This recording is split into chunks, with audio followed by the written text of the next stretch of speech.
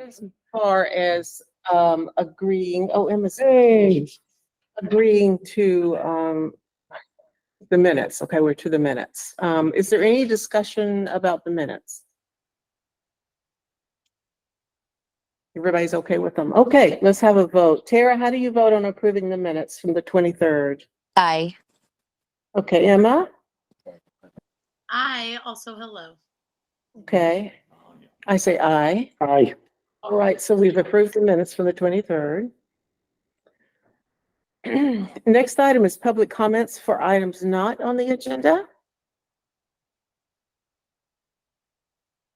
No one online? Okay. Okay, let's start the agenda. Our new business is it's an action item. We're going to consider appointing Donna Sweeney as town clerk for the town meeting. And there is a brief motion motion. to appoint Donna as town clerk for the remainder of a 3-year term ending after town meeting day. So as we've discussed in the past, we have Riley White is our assistant clerk, and she handles all the functions of the clerk's office. We have a candidate that is running for the town clerk's position as well as the treasurer's position, and they are now titular positions. They don't get paid for that, but they are the public eyes. So, but for the day of town meeting, Riley will be running the meeting. This is a very complex because of the primaries. So the purpose here is to appoint Donna essentially for the day. Her term will end at the end of the town meeting day. And if Jane Mayhew is the candidate is elected, she's running unopposed, she would take over in that role. Do I hear a motion to appoint Donna Sweeney as town clerk? I will make a motion to appoint Donna Sweeney as town clerk. I'll will second that. Oh, Tara seconds. All right, any discussion? Yes, Michael. For how long? To the end of the meeting. The term ends at the end of the meeting. Okay. Any other discussion? All right, let's vote. Tara, how do you vote? Aye. Emma? I I vote aye. Aye. All right, we've elected Donna Sweeney as town clerk for the remainder of the term. Yep. Next on the agenda is to consider Andrew Tufts as moderator for the town meeting. Then that's another, it's a position you can run for. Like you run it 1 year, you really don't serve for another year and you're the moderator at the next town meeting. We have not had a candidate and we've done this appointments for several years in a row now. So Andy Tufts has agreed to serve as a moderator for the informational session on Monday evening. Should you choose to appoint him. So he would serve that, he would serve that day and that would be the end of that term as well. Do I have a motion? I will make a motion to approve Andrew Tufts for the moderator town meeting. And I'll second. Okay, discussion? No discussion. All right, let's vote. Tara, how do you vote? Aye. Emma?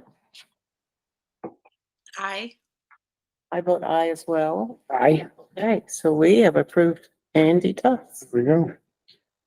Action item, consider approval of resolution to apply for Downtown Transportation Fund grant. So there is a resolution in the packet that is associated with a downtown transportation fund grant that we are applying for in the amount of $200,000. If the town is successful in getting that grant, our share, we would have to put in $40,000. This is related to the rail yards recreation project. So we need this resolution because while there's certainly no guarantee that we get the grant, the granting office needs to be sure that both the planning commission, who has already signed off on this, and that the select board understand that there is a financial liability associated with the grant. Do I hear a motion? I will make a motion to approve Downtown Transportation Fund grant. Anyone else? I'll second that. Okay. Any discussion on this item? Yes. Hi, Tom. So, you're saying that this Downtown Transportation Fund, $200,000, $40,000 from the town. Did I just catch, did you mention this was for the railroad project yard, the railroad? Rail yards project? recreation, yeah. Okay, and if this grant doesn't go through with the $200,000, what would be the status of this project that could potentially happen? Is this the meat and potatoes for it? This isn't the meat and potatoes. There Okay. is private fundraising going Yeah. on. I think they're at about a couple $100,000. There is another recreation grant, I think is about $500,000. The total project cost is somewhere between 900,000 and $1 million. Okay, So there's a number of funding sources out there. I think that, well, I know what the plan is to put them out there, see how competitive it is. So far, everything sounds competitive. okay, And then do an assessment at the end of what the difference is between what is needed and what has been awarded. If the project doesn't go forward, then there would be we would just never, we don't get the grant till after you do the work. So there would be no liability for the town. okay, thank you. Any discussion?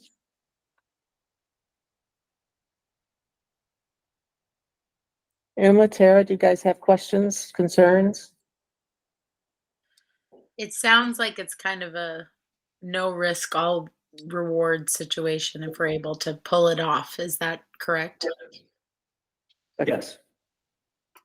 All right, well, that sounds good to me, I think. All right. If there are no more comments, let's vote on that then. Tara, how do you vote? Aye. Emma? Aye. I vote aye. Aye. Okay, so we've passed that resolution. All right, next item is an action item. We're considering appointments for vacancies on Paradise Park Commission. There have been, a couple of members of the Paradise Park Commission that have resigned, and Jim Bennett, the chair over there, has been putting the word out, as well as the members, that they'd be looking for other interested parties. Jennifer Place and Arnie Swanson are two people that have attended meetings and met with them, and Jim passed along an email asking the board to favorably consider them for appointment. Jennifer for a term that ends in 2024, so that's really only through April, and then be considered for reappointment if she's interested, and Arnie for a term that ends in 2025. Do you know anything about these people? Would they be someone we might want to chat with about, like we normally would for a committee? I know Jen Place. I don't know Arnie.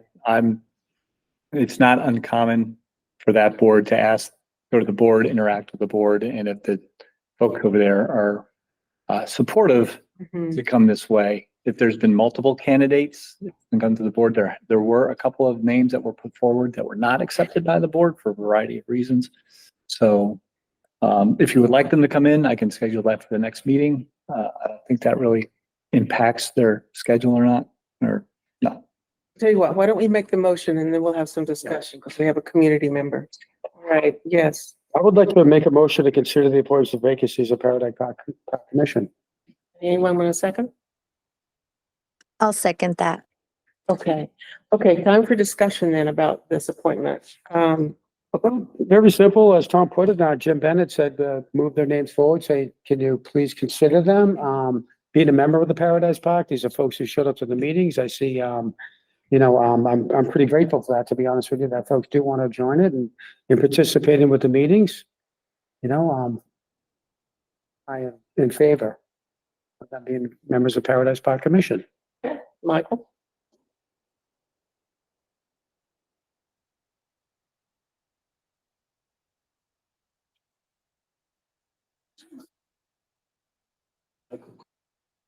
I attend all the Paradise Park Commission meetings. They did attend one, but they were very enthusiastic. Some of the features I noticed was it seems that they're both Windsor natives. It's almost like a little class reunion they were talking with Jim, and so that seemed to show that they had some connection with the community. And then so they were there for that one meeting. enthusiasm. They participated.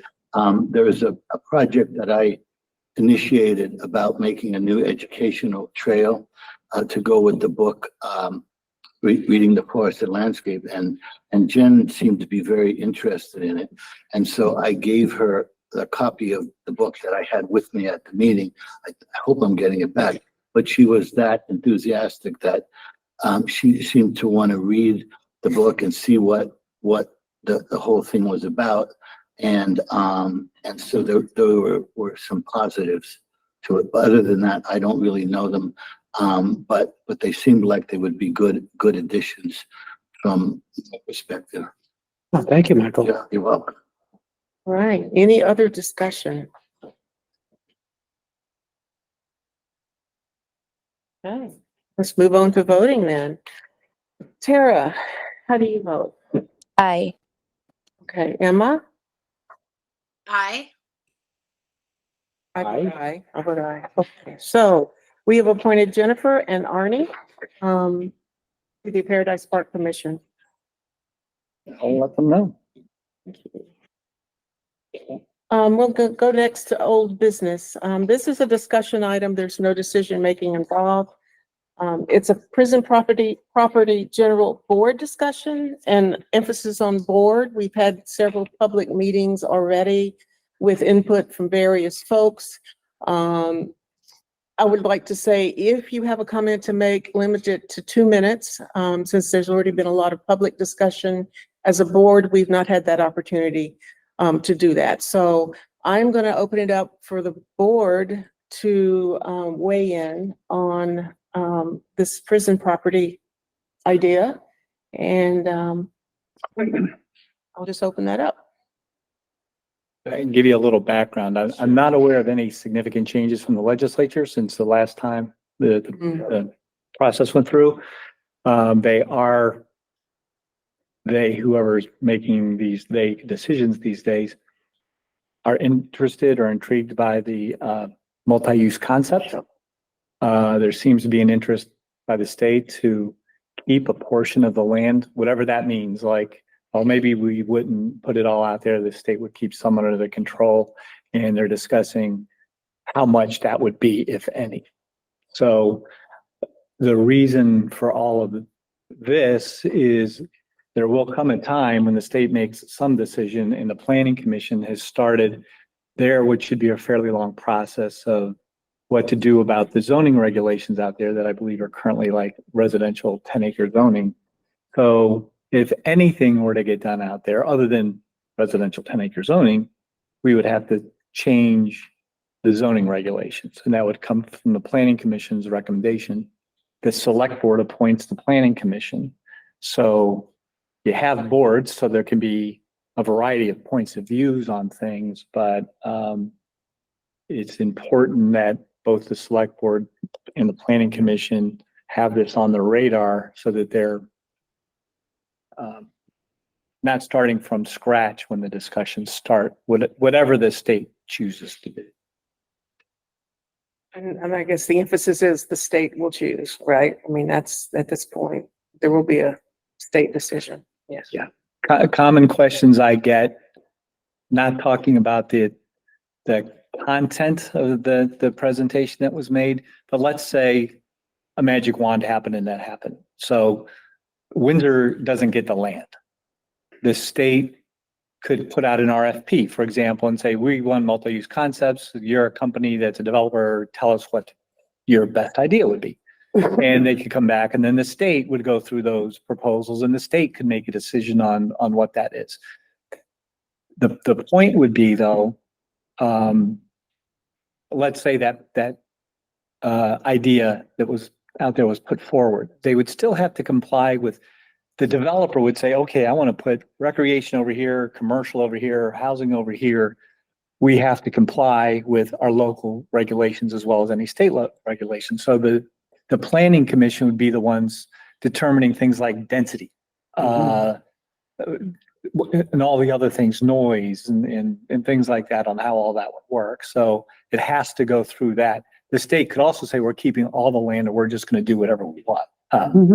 I've never heard that the state would say, want to be a landlord to non-state activities. So, but it's going to be a couple year process. So this is meant to start that discussion from the select board's perspective of everything that you've heard so far, you know, what impressions you have.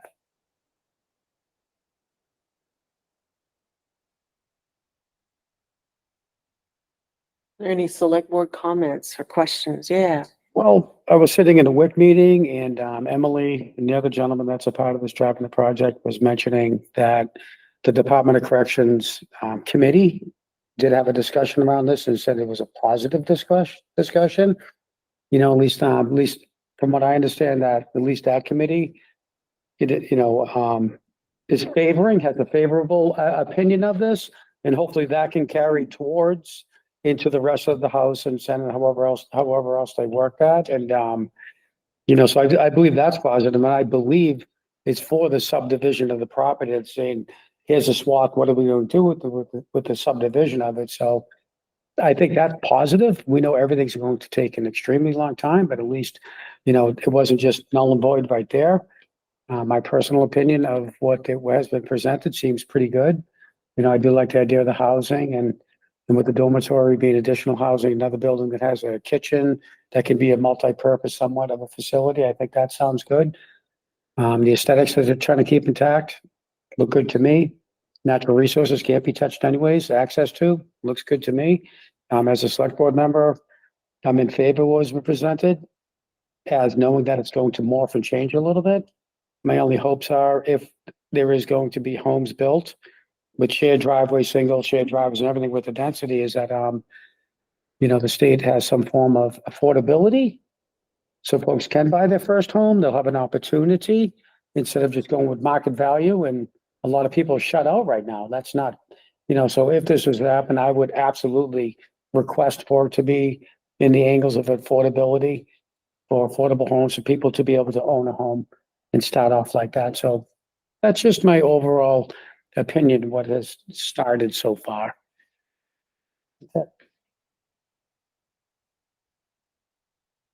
Sarah, Emma, you guys have any comments?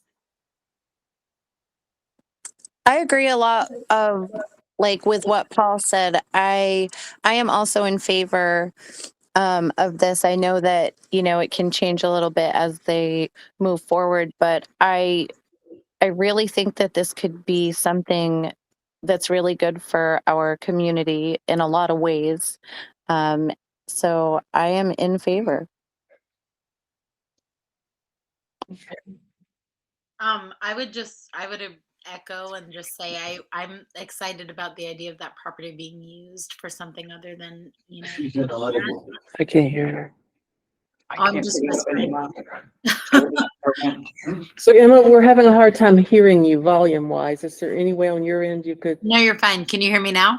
Yes. Better, Oh, yeah. it's like the commercials. I am in a lot of favor of just having that property be used. Is it something they're anticipating on building on, or is it something that they're trying, I know that there would need to be things to be done inside their structure, but outside, are they planning on expanding it at all? Do you know about that, Paul? No, I don't. That's totally fine. I'm just curious. I think in general, the idea of that property not sitting there is really beneficial to us, but that is just my opinion. So I am in favor.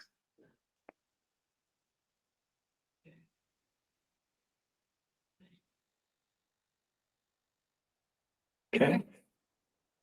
Traffic was brought as a concern, and I would absolutely see traffic as a concern if we were going to be building an IBM back there and the whistle blows and everyone leaves and comes and goes. But just as a regular residential neighborhood, how people flow in and out, I don't see that being a burden also. I don't see that being a burden.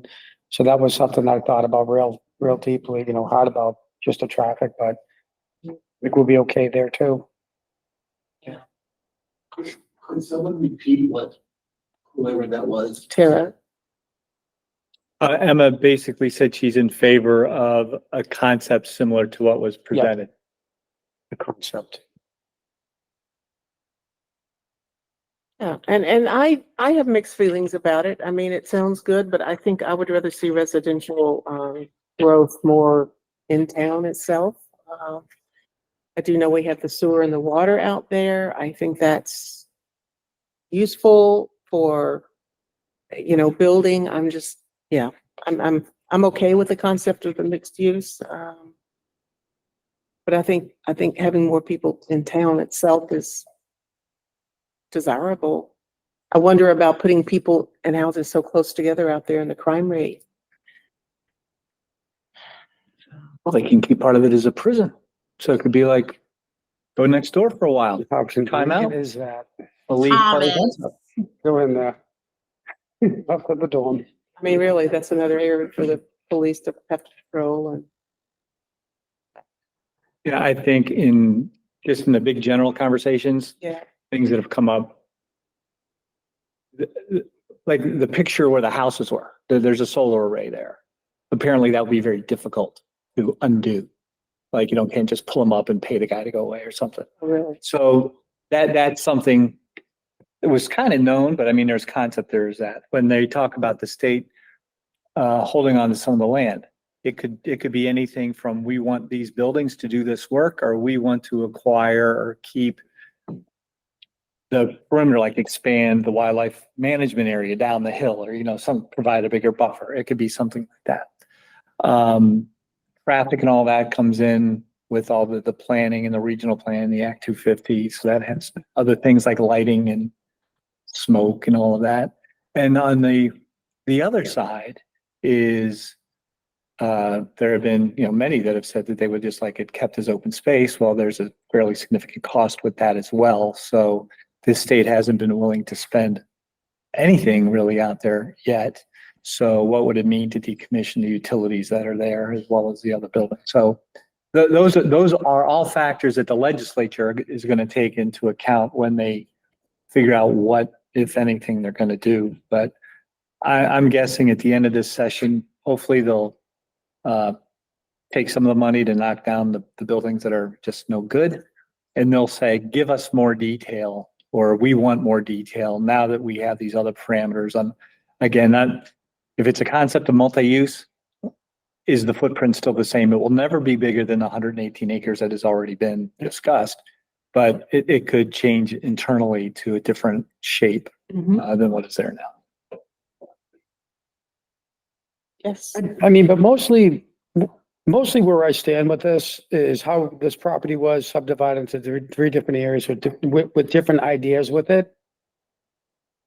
What I want more than anything is to at least that conversation to stay alive with the State House. I mean, maybe not exactly what was cookie cut and thrown out with the houses and everything else, but I just don't want to see it say, okay, kaput, and then we're back to just what we have right now. I would, as it gets closer, I mean, it's going to be years down the line, but as we get closer, I know the town's going to have more input and get a little bit more with, but I just would, I'm just hoping that this conversation stays alive, that something will be happening with the property, and then the town input is. So, I like what I saw. I'll be honest with you, I like what I saw, but I'm more so hoping that it stays alive and hoping that it actually starts to grow some traction. So something's going to happen, Thank you. Yes. Okay, anyone else? Yes, 2 minutes.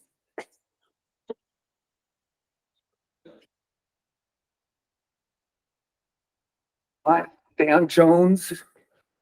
On October 10th, 2023 meeting packet, there was a document that's identified in the packet as 06 Planning and Use for Municipal Property Acquisitions.pdf. It's not clear what that document is. Is it a memo from you, Tom? I don't know. If you have a copy of it, I'll look at it.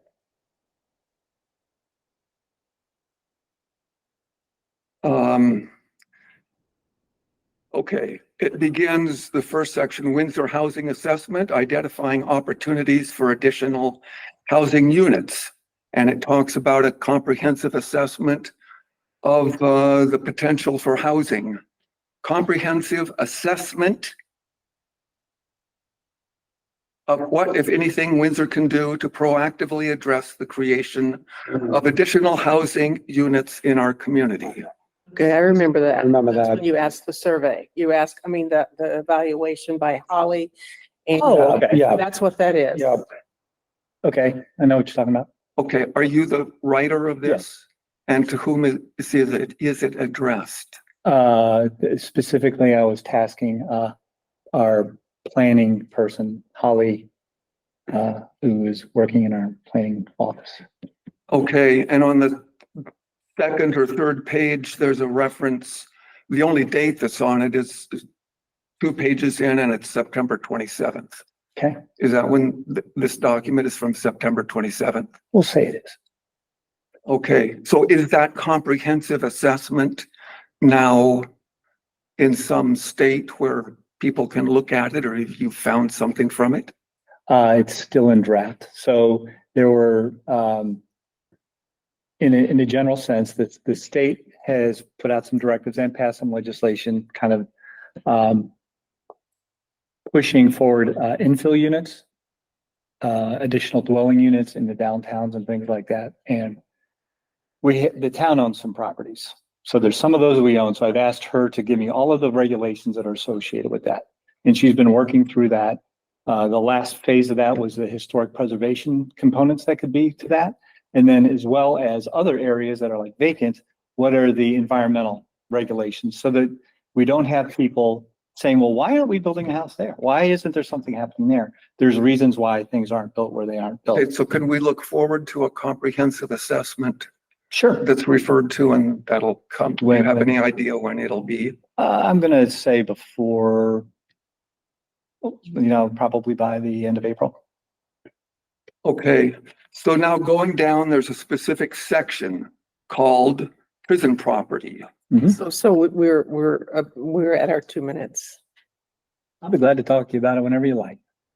Now would be good. Um, We're not really short of time here, are we? 2 minutes. I well, don't mind. you don't mind. Okay, so it's good with it. Okay. Okay, so there you say, I'd like to build off your draft report. So is this Holly who's prepared a draft report? Mhm. And you wanted her to focus in on some things that would be used in conjunction with this ongoing study at that time of Bell Design Studios. Correct. So is that a separate report from the one we previously discussed? That was a draft report that's been discarded, but what it focused on was putting a high-end outlet mall there. Okay, and it's been discarded. Yes. So we shouldn't expect anything more from that. You should not. To give a little background, because I think it's helpful. Holly is fairly highly skilled in the areas of planning and development. Got a degree in architecture and sustainable planning, but she is also spent the majority of her life in Jordan and in Europe. So this new environment, rural Vermont or rural New England, is somewhat new. So in September, she had been on the payroll for 3 or 4 weeks. And I said, Holly, here is a chunk of land. What do you think? And she did some very good work about things that you have to consider, like supporting infrastructure, whether that be lodging or roads or things like that. And the idea would be to take it and make it a destination that people would come to, and it would help the Windsor and surrounding economies and things like that. Not much different than a couple of private developers that have come out and look at the land in the same way. That never came to fruition for a variety of reasons. Okay, yeah, I see in the memo, if that's what it's called, a reference, your past experience with a $1.75 billion hotel and casino complex. So that was kind of along the same lines, It was to but provide, not as big. yeah, a little reference for those of you who have been to Mohegan Sun or whatever the other one is down there. It's Foxwoods. That, I lived down there. That was Woodlands. And some people with money and vision built what you saw there, that that could be a destination place in a very rural area. And whether or not that was good for it or not is anybody's opinion, but So did this work that Holly did feed into Emily Bell's work at all? not at all. Never saw it. Okay, The idea is at that stage, Emily was working on behalf of the Regional Planning Commission, who was working on behalf of the state. And Holly was new and she leads the Planning Commission. So we should start talking about this and being prepared. So that's where we were at that point, putting it on people's radar screens. yes. Well, I agree that you should talk about it and be prepared. Yep. And that's why on October 24th, when they were here, Ryan and Holly, I got up and asked them if they were to be involved in this prison study at all. And they were awfully quiet. So I guess the fact that you threw away the report justifies being quiet about it. No, I guess you're gonna have to explain that a little more. I asked Ryan and Holly if they were involved Mhm. or going to be involved in this study, which was ongoing at the time. Right. I don't remember Holly saying anything. Ryan said that they would be involved only if were zoning changes to be done. And I said, well, it's a study, Mhm. not knowing, well, there are zoning changes out there after the study is done, you may get to zoning, but the study itself didn't do any zoning. That's all correct. That's all correct. So I guess I was just a little bit misled by his response of no, not unless there will be zoning. That's exactly correct. It's not misleading. That is Weren't exactly they- correct. Okay, so they were not involved at all as of October 24th in the ongoing study by, As of Oh. February 13th, they have not been involved at all. It's not our study. So the state is conducting the study as they see fit. okay, Our folks need to be prepared for whatever may come out of that study. So at that point where they were, again, on the books for about 6 weeks, they probably were not anywhere close to being prepared to answer anything in detail, but they did know at that point that they were not involved in the study, but they needed to be prepared for it. And that's what we're doing. That's why the Planning Commission met about it and discussed it last week. all right. So that's clear. They were involved in zoning changes, in potential zoning changes and setting forth the proposed You zoning said changes. were, and it hasn't happened yet. So Well, will would be better. At the planning commission meeting last week, they presented a set of zoning changes Mhm. that Holly and Ryan have been working on. Mhm. They were working on that, but that you're saying, and I guess it's technically true, is not part of Bell's They don't talk to each other. study. Emily Bell's study, she's still doing the public outreach, but Emily Bell and Ryan and Holly have not spoken with each other. Okay, got it. Thanks. Thank you. Thank you. Anyone else? Have a couple of minutes? Okay.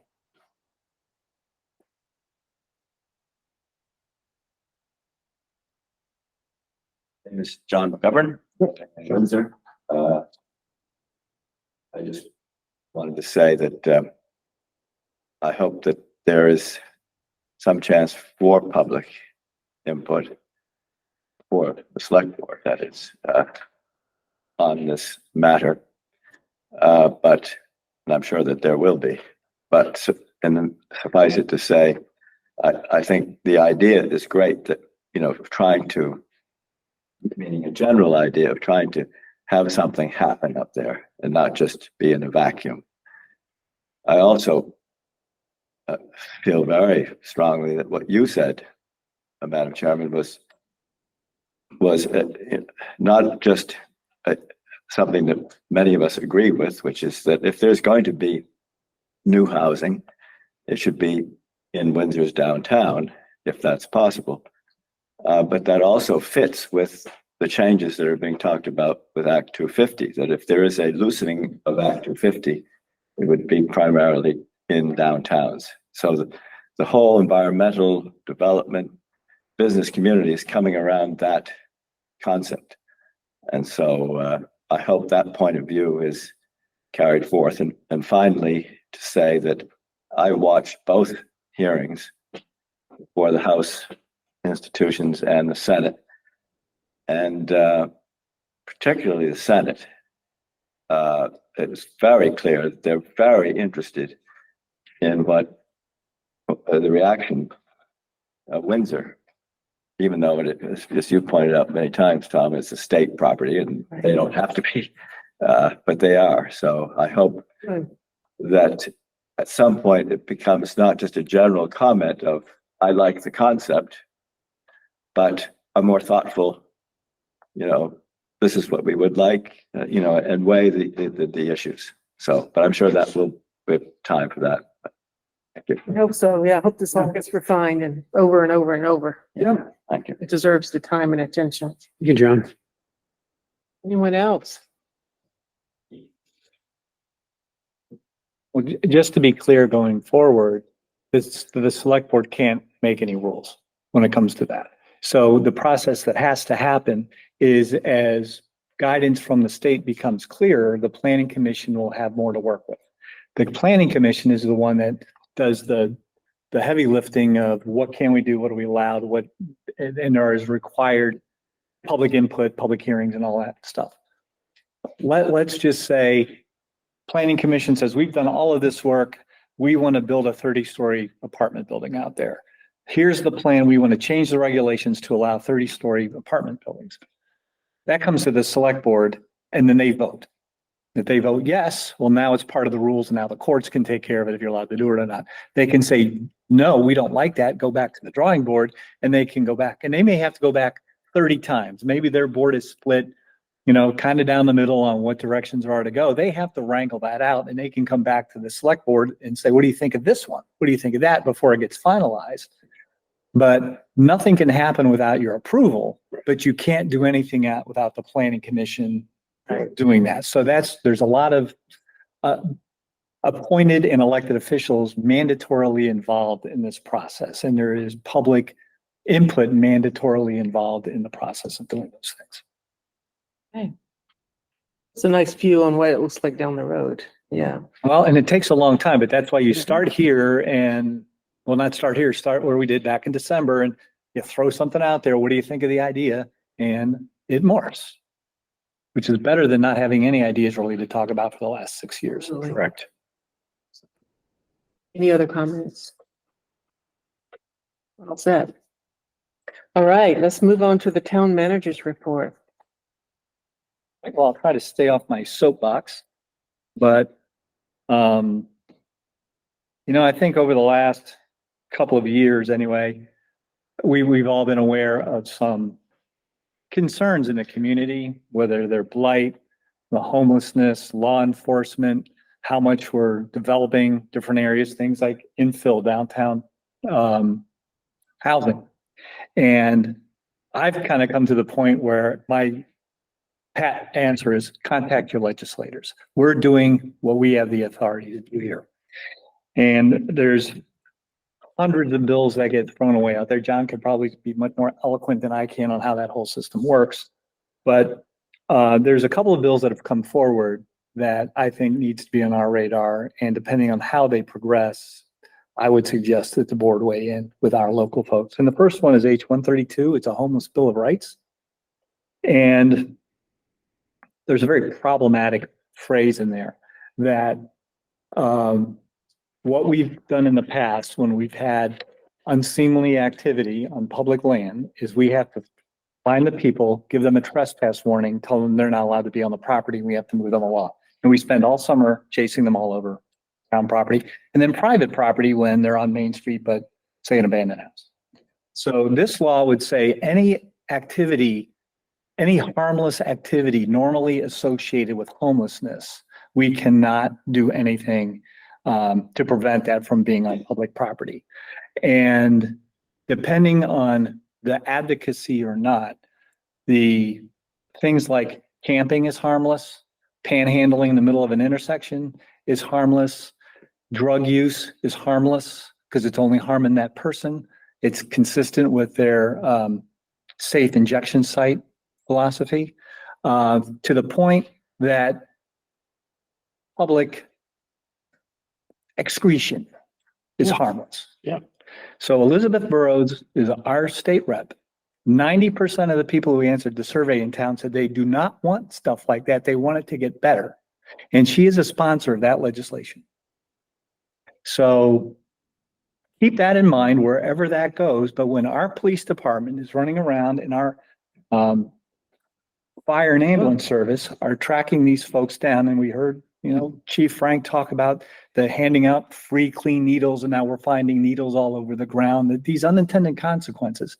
I don't hear anybody advocating for the 90% who said, we don't want our children and our families and our dogs exposed to that. The next thing that's related is tax sales. It's H629. And all of this stuff was in the newsletter last week and will be again this week. I try not to advocate too much. I just read it and figure it out. But tax sales are hard. People don't pay their taxes. There's a long process of the required notifications going in the paper. It finally goes to tax sale. If the owners lose at a tax sale, they have a year to redeem it. So the new owners can't go on unless they make a side arrangement. The town can't do anything for a year. The state is saying that that's not fair to the people who aren't paying their taxes. We need to give them more notice. We have to double the amount of time they have to redeem it. So that's 2 years of a property sitting vacant. And a lot of other administrative hoops that makes it much more expensive and much more difficult. Many of the properties that we get complaints about is blight are properties that the town has had to acquire through tax sale. So again, if this is a concern of the community, and when somebody doesn't pay their taxes, the rest of us do. It's not like the value goes away. So if you're in support of that, then you let your legislators know that we support making it more difficult for the tax sales to occur for individuals. And we will all live with that. And if folks can come to the Board of Abatement and ask to have their taxes abated because they can't afford to pay their taxes, we can do that.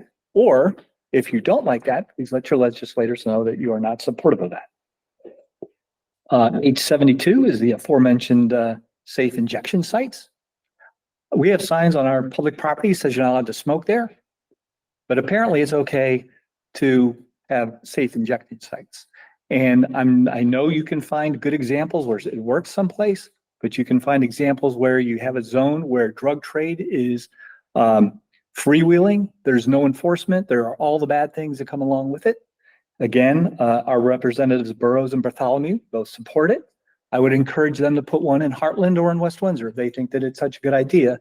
But I think before they ended up there, I know right now they're talking about Burlington and Bennington, but we've had conversations, and there's one going on right now where there's an agency approaching the community wanting to put Narcan dispensaries like on telephone poles, like all around communities that they're looking at 15 towns and they want Windsor to be one of those. So if you're okay with your kids walking past something like that, then let our legislators know that you support what they're trying to do. If you don't support that, please let the legislators know that we are not in favor of open injection sites. Somewhat related, there were 80% of the respondents were in favor of paying more state taxes for expanded substance treatment, whether residential or professionals that get paid a fair wage to do what they're doing. I'm not aware of any legislation put forward by anybody that suggests a significant expansion of state services to help those who find themselves in this situation. What I see is you can go to a safe place and kill yourself. You can go on town property and kill yourself, but we're not going to provide you a place where you can get help. S55 is sponsored by Senators Clarkson, McCormick, and White, all three. This is kind of just one of those big government things. It's mandating towns have hybrid meetings at all meetings. It's not a big impact on Windsor because you can have a meeting at the Welcome Center like that. We can have them here, so we have multiple locations. We have the technology. But you see, when we have a person that we depend on not show up, we're all running around here with chickens like our head cut off, trying to get it done. There's a lot of small towns that don't have access to the same things. And if at the local level, you want to make the decision to have hybrid meetings, I would say let the local people make the decision. You don't need the state coming in and telling you what need to do, but you know, that's more of a philosophical thing. Bill H 534 and 579. Apparently stealing is against the law. Unless you don't steal enough, then it's not against the law. So these two bills are kind of aggregating a bunch of little thefts into $900 value thefts. And if you get to that point, well, then it's a felony. Now, the burden that puts on law enforcement to say kind of like, if we don't catch you aggregating up to $900 worth of stuff, we're not going to enforce it.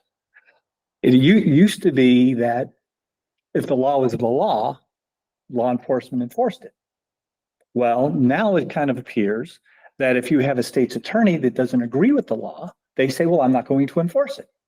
So our law enforcement has laws. The legislature doesn't change the laws. The person who's elected, one person says, yeah, I don't think it's fair that somebody gets arrested for stealing $500 worth of stuff. We're not going to prosecute it.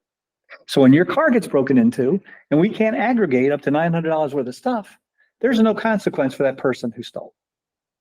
So far, there's no consequence when you get out because we wrote you a little note saying, please go to court because we caught you stealing $500 worth of stuff and you go steal $300 more, that there's no additional consequence for that. So everything's okay. But when I get the phone calls that a bunch of cars got broken into and why aren't we doing anything about it? It's because of stuff like this. So if you like your car getting broken into without consequence, please let the legislators know that you support that kind of thing.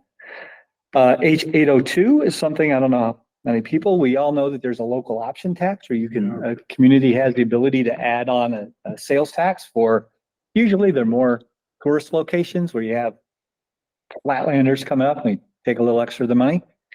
Well, this is a bill that's mandating a local 1% sales tax.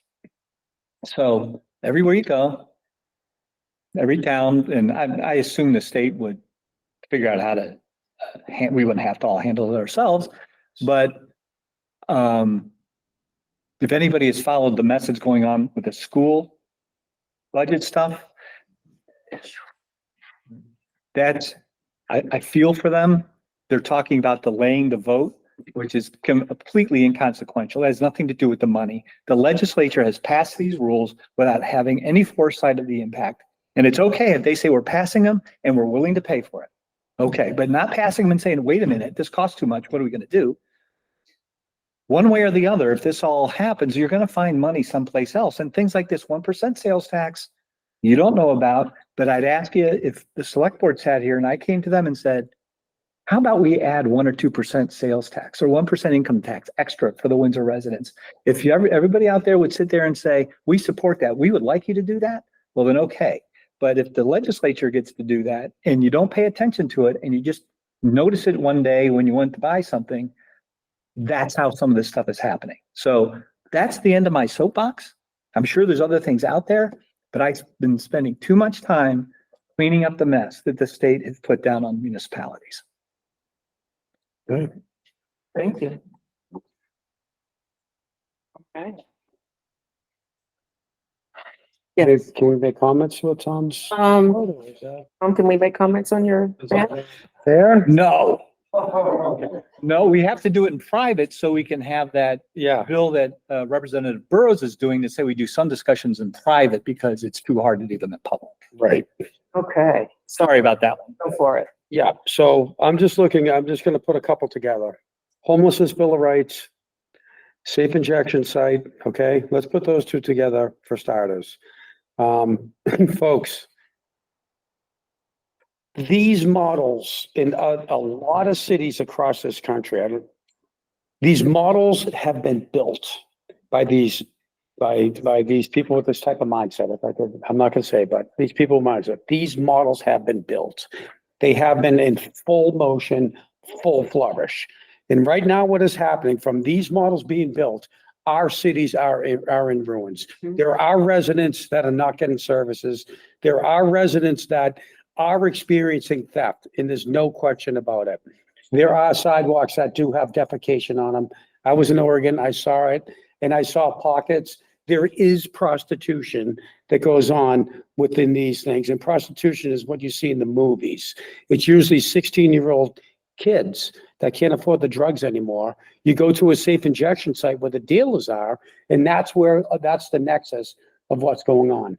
This model has been built, it's been in action, and what's happening with this model right now are these other municipalities, these cities, where this is happening, they're trying to take the model down because they're hearing from the residents of the dangers, and they're trying to disassemble them because everything backfired on them in a big way. Well, the problem is they can't take these models down because it got too big. When my brother lived in Burlington and something was happening, they said to the mayor right off the bat, listen, you see one tent, you take that one tent down. Because if you let another one, you are in it. And this is what's happened with these other areas. So with that said, our legislation, this has already been built. They can't take the model down. They're slow. They fell behind the 8 ball with their mentality. But now they're trying to initiate this, knowing the results with facts and stats of what happens with this is. And I don't know why they would want to push this stuff upon us. Okay, this is only going to create danger, hazardous conditions. Don't walk at night, you're going to be afraid. There is no question about it. And why are they doing this, wanting to force this on the town of Windsor? The only thing I can say is they just really don't care about the residents of Windsor. They care about their ideology. They care about their party. They care about their clan. When knowing this is going to happen, there's no question about it, still want to impose this on the town of Windsor.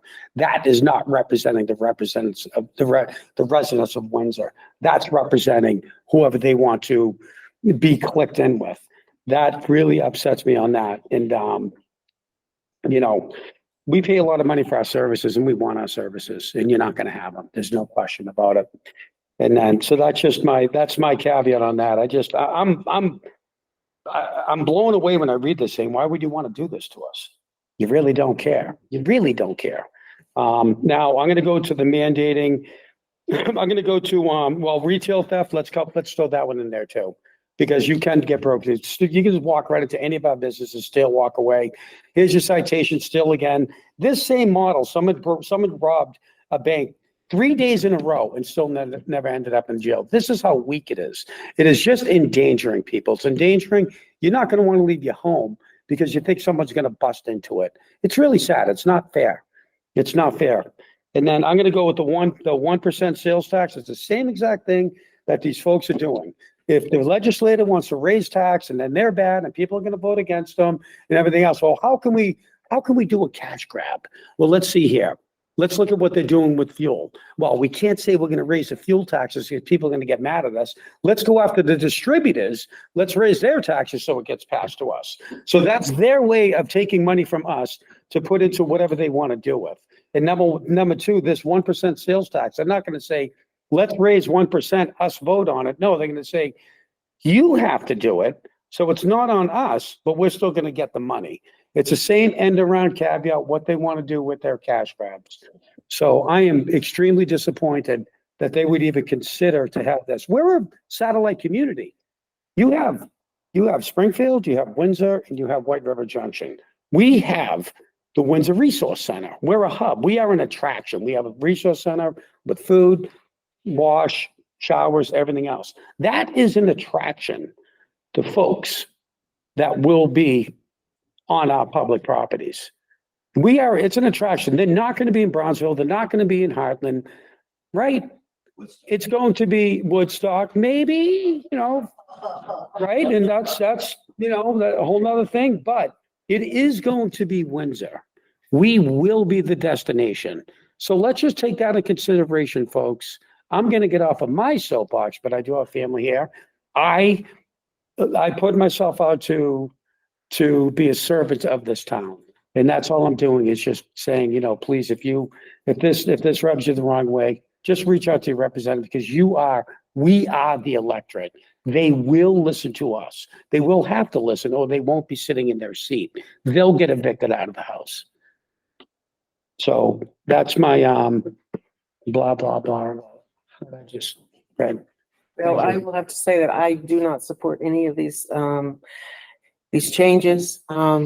I personally have had experiences. I know part of the Bill of Rights for the homeless has not been mentioned tonight, but it would impact me. It has impacted me because we, own an apartment that we rent out. And, I have had experiences in the past of evicting homeless people who have come with lots of support from the Haven and been educated, been through their training classes, come to us with jobs. And, we did our best to make it work. And we've had more homeless people in our apartment and some of them work. And I think the key is to having someone by that tenant's side throughout the process, not like the Haven, which is kind of said, here's your tenant, but someone who can walk through the life of a tenant and what the responsibilities are and how you interact with the world around you. So that's one of my concerns about this homeless bill of rights is that it limits options for landlords. And having been through an eviction process with a tenant who didn't pay their electric bill and was lighting their apartment, which adjoins our house, with candles, was the final straw. So I have some real issues with the homeless bill of rights in that respect. It's I think it will lessen available apartments availability because it's tough being a landlord. And I see apartments and living spaces going off the market if we cannot screen our tenants. So that's my 2 cents based on personal experience. Part of the frustration is we were talking about infill housing, put the housing where the utilities and everything are, make it denser. While they're passing laws, it's one thing when you can't kick a tenant out of an apartment building you own down the road. Right. It's a different thing when you can't kick them out of your accessory dwelling unit in your In home. my dwelling, yes. So Yeah. people who are in that, like you, Yeah. understand that. And when people wonder why it's not happening, that can be why. And then just one more thing with, regarding remote meetings, Clarkson sponsor McCormick and, White. I did, it was on the VLCT website, what our opinion was, I responded, and then I had an email over to, Becca, and, Becca emailed me today back and said, yeah, I've had concerns too. There are some changes coming down the pipe and I haven't had an opportunity. I couldn't email back because I had to come to the chamber, but there are some changes there. So I'm just going to throw it there. Maybe they looked at it, but again, like Tom said, I'm against it. Let the municipalities do what they can do, how they can do it. Listen, everyone wants a hybrid. It's fine. Everyone wants a hybrid. It's good. We have folks that are not mobile that can actually participate. We want participation. We need the residents to communicate with us. That's what we're here for. So hybrid's great, but forced hybrid, all of a sudden, boom, your internet goes out, the meeting's over, and that's the end of it. So, we have to be recorded, but now that you have to have it, live, things can happen. Internet does drop, computers do, stuff happens. So, but that's another one. I am for let the municipalities. I believe everyone would love to offer that to their constituents, but just can't right now, but maybe they might be able to. But being mandated and saying this is what you have to do now because we're, that's ridiculous. But I did speak with her and there is something changing a little bit. So I wanted to just throw that out there. Anyone else? Tara, Emma, have any questions or comments?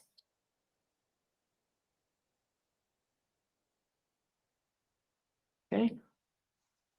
It's time to sign orders. Do we have a motion? Wait a second. Michael?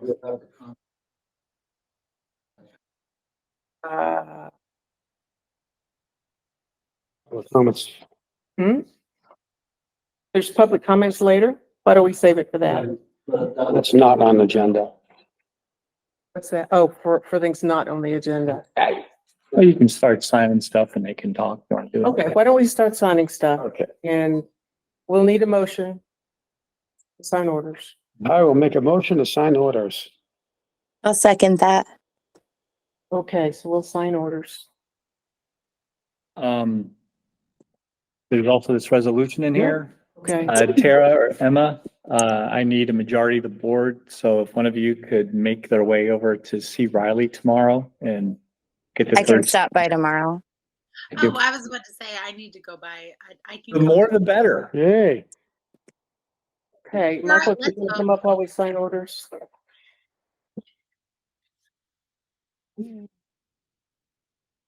Over there, so I can reach. Thanks. I wanted to try to answer the question. You said what? I think Tom said 80% or some percentage of the people who answered the survey didn't approve of things like, the Bill of Rights for homeless stuff. Okay. 90. What? 90. 90. I don't think it was called the Bill of Rights, though. No, it was that's like, a new- do you that's a support new- camping on public property, open drug use? All right. Yeah, it was a different name. Great. I wanted to try to maybe, I think Paul said, who would approve of this? The things that are being considered, or that have been sponsored. And I would guess that among those 90% who didn't want the sleeping on public property, there are probably a good batch of them who consider themselves good Christians and, you know, and people of God. And I wonder if they forgot the book of Matthew and chapter 25, verses 35 to 45. And this may be the answer why these people would even, why the people who sponsored it might even think that it would be a good idea. But here's what it says in the New International Version. "For I was hungry and you gave me something to eat. I was thirsty and you gave me something to drink. I was a stranger and you invited me in.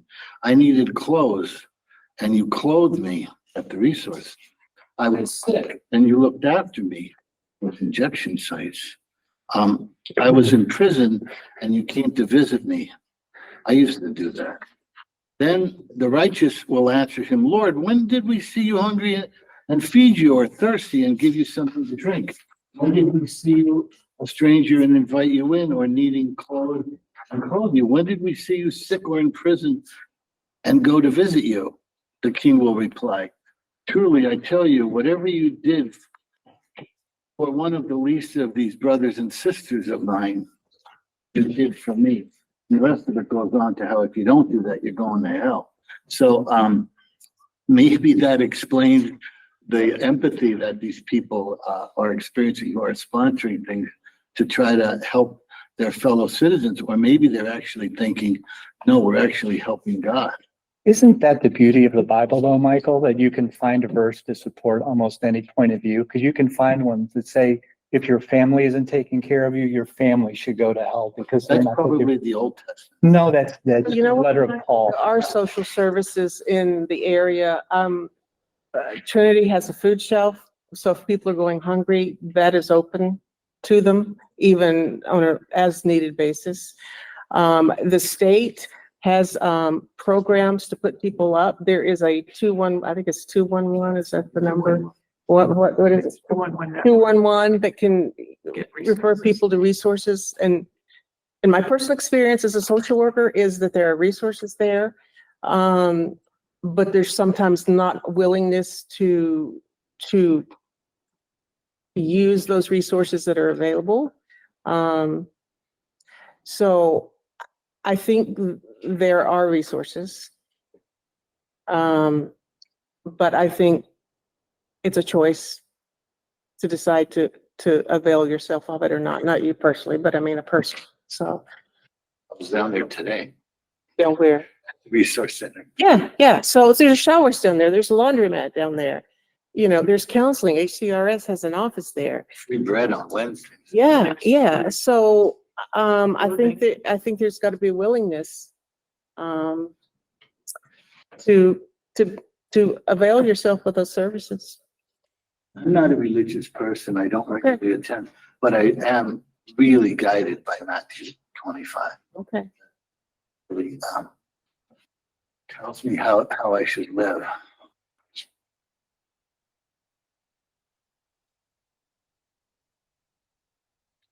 I know you don't want to lengthen this discussion, but I wanted to say that, I hope we all believe in, the Christian charity, and, that it's a difficult thing to balance, particularly if you're on the select board, how Christian charity can be,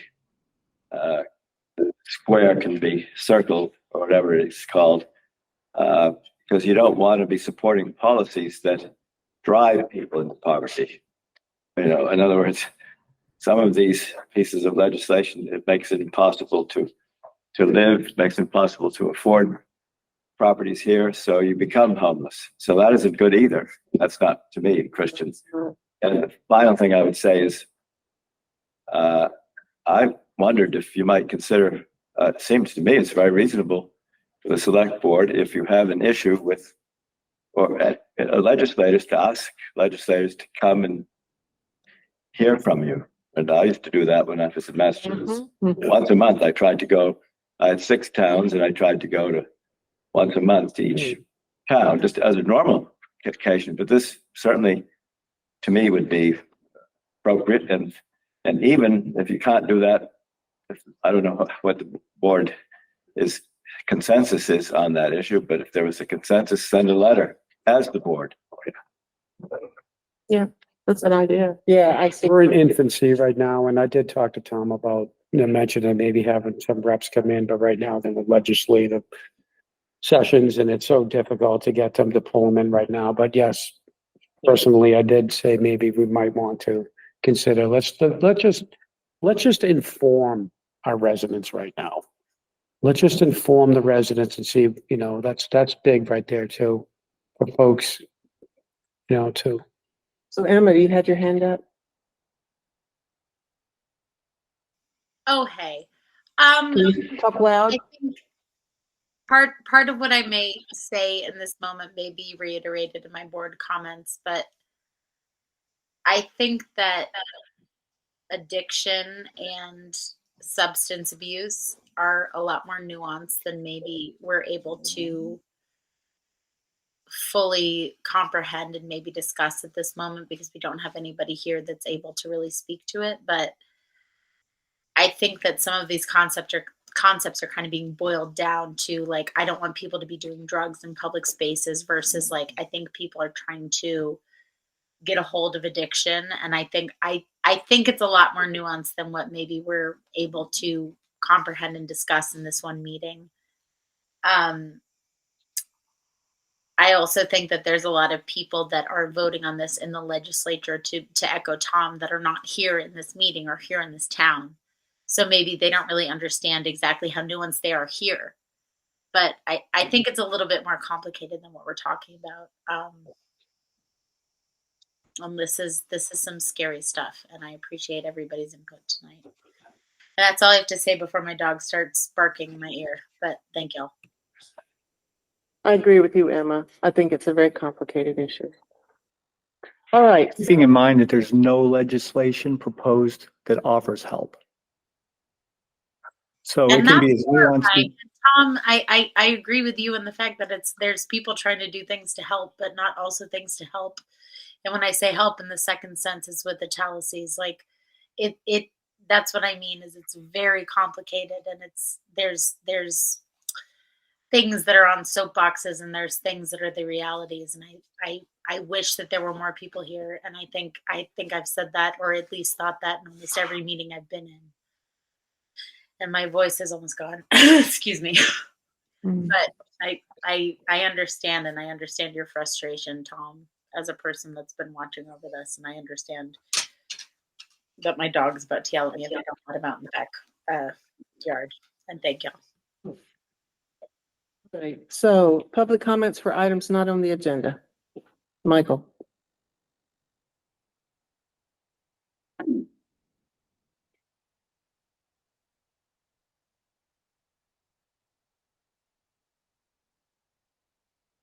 Thanks again. On the, I want to make this comment on the eve of Valentine's Day.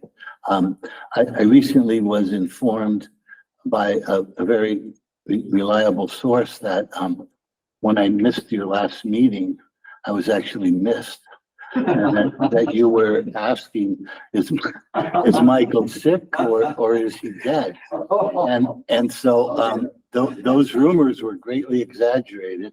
And I want to say, that I love you too. Michael, I love you from a distance. Michael, happy Valentine's Day. Okay.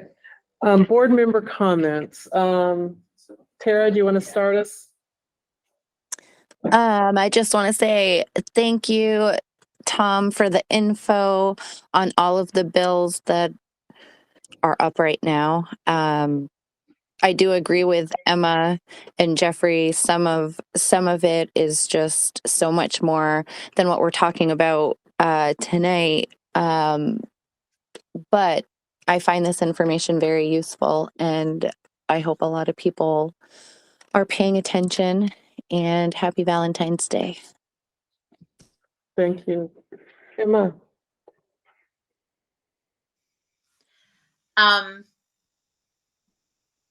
So many things, so many thoughts. I'm gonna copy and paste what I said previously. This is really friggin' complicated, especially because we are a small town, especially because we are having people that are not here on a day-to-day basis give input on it in our legislature. Although I will also say for the record, I think they're probably trying their best.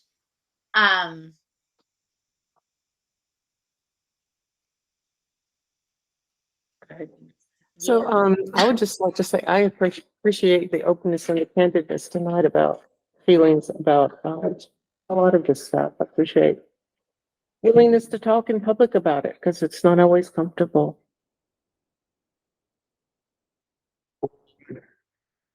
I would like to throw a special thank you out to Andy, the owner of the Windsor Mansion, who they had my wife's 60th birthday party there a couple weeks ago. It was amazing. I wasn't able to go because I had a flu, which was horrible. But Diane was there to assist us during the event, and she's a wonderful person. She did a great job. What I'm saying is, it was a wonderful venue, very home-like. It wasn't expensive. The folks were remarkable. I think a couple people had a little bit more to drink, and there was a couple rooms available. They were put in the room. So I really want to promote the Windsor Mansion because they were just wonderful to my family, and I greatly appreciate that. And then one more thing, Michael, I don't have time to talk about this tonight, but because I have to pick up Cindy. But I did sit in a couple days ago with Joanne Garten. I sat through a tree identification, mapping, and plotting for the town of Windsor, because something that my buddy that back there, Michael's, very adamant about. So I gained some more information, little overwhelmed with the technology part of it, but they said that they can still assist with that. And I was hoping that someday this may caveat move towards Windsor being a Tree City USA, which I have the information on that. Let's see what happens. That's up to the vote. That's up to the folks, but I'm trying to do my best to acknowledge a very important part of our infrastructure, which is our trees and our resources. So, for what that's worth. That's my comment. Right, so let's adjourn. It is 7:50.